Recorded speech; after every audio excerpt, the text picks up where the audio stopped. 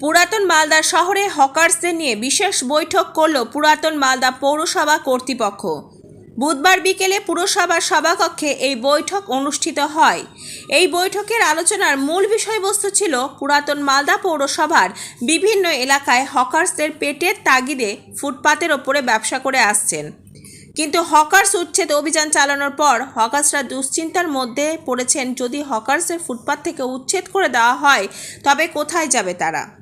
বৈঠকে সিদ্ধান্ত হয় প্রত্যেক এলাকার হকার্সের একটি তালিকা তৈরি করা হবে এবং সেই তালিকার হকারদের নাম নথিভুক্ত করে পুরাতন মালদা পৌরসভা সেই তালিকা অনুযায়ী সিদ্ধান্ত নেবে ফুটপাত বাঁচিয়ে কিভাবে হকার্সদের রাখা যায় বা হকারদের পুনর্বাসন করা যায়।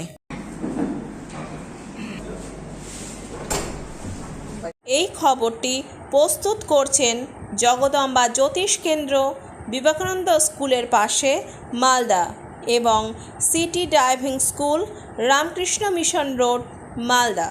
গত 30 তারিখে আমাদের জেলা শাসক তিনি নির্দেশ দিয়েছিলেন যে আমাদের শহরের সমস্ত যারা হকার ভাইরা রয়েছেন সেই হকার ভাইদের একটা তালিকা করতে, সেই তালিকা নিয়ে আমরা বসেছিলাম। আমাদের পৌরসভার সমস্ত হকার যারা রয়েছে এবং মার্চেন্ট চেম্বার সমাজ থেকে আরম্ভ করে আমাদের পৌরসভার সমস্ত কাউন্সিলর আধিকারিকদেরকে নিয়ে বসেছিলাম যে আগামী দিনে যেন একটা আমাদের এখান থেকে যে কোনো একটা হকার যেন বাদ না যায়, তাদের একটা রেজিস্ট্রেশন হবে।